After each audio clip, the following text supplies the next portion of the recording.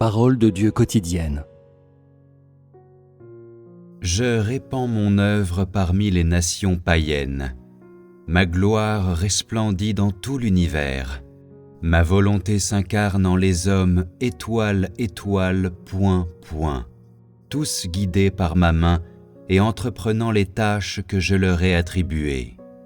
Désormais, je suis entré dans une nouvelle ère, emmenant tous les hommes dans un autre monde. Quand je suis retourné dans ma patrie, j'ai débuté encore une autre partie de l'œuvre de mon plan d'origine, afin que l'homme en vienne à me connaître plus profondément.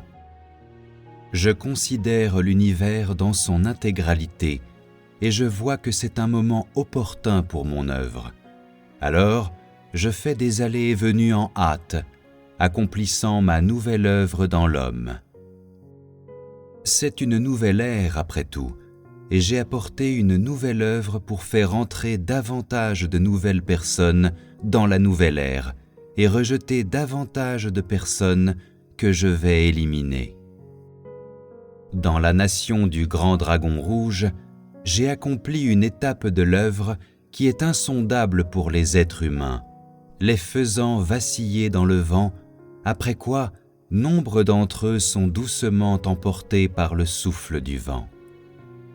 En vérité, voici l'ère de battage que je suis sur le point de déblayer.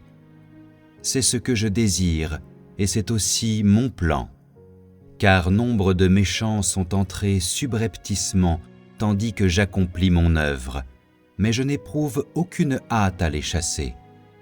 Au contraire, je les disperserai au moment favorable.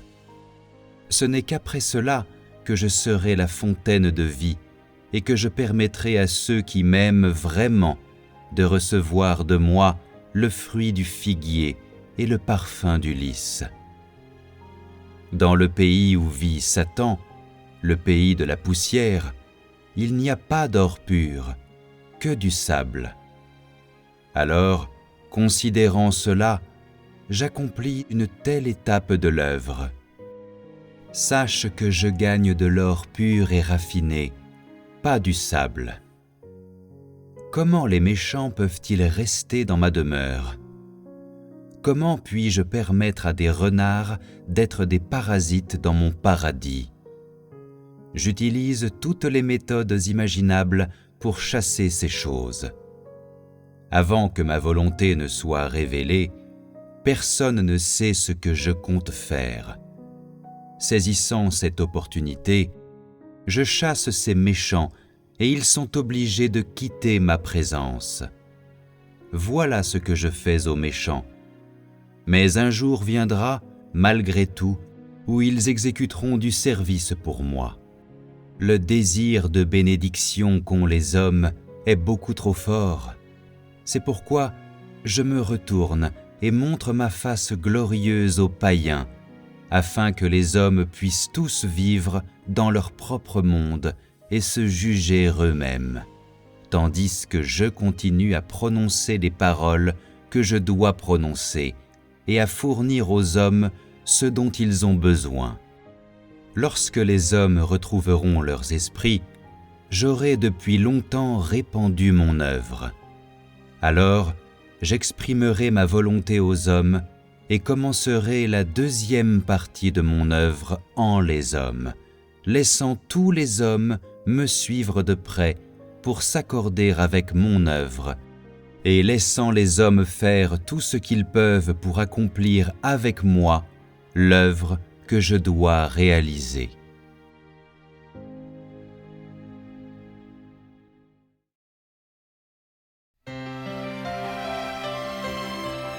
L'œuvre de Dieu conduit tout l'univers, et qui plus est, l'éclair jaillit d'est en ouest.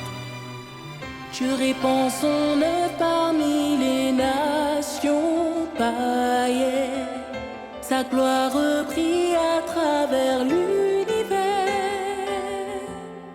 Sa volonté est incarnée en des hommes dispersés qui, guidés par sa main, accomplissent leur tâche. Dieu est maintenant entré dans une nouvelle ère, emmenant les hommes dans un autre monde.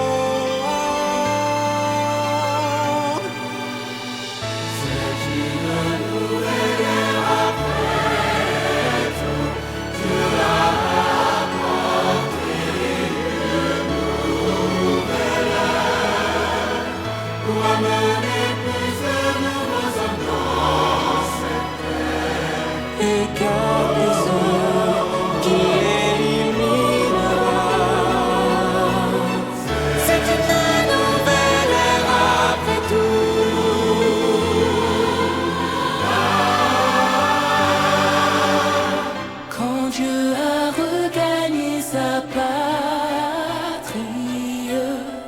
il a commencé une autre partie de son plan pour que l'homme le connaisse en profondeur. Dieu considère l'univers en entier.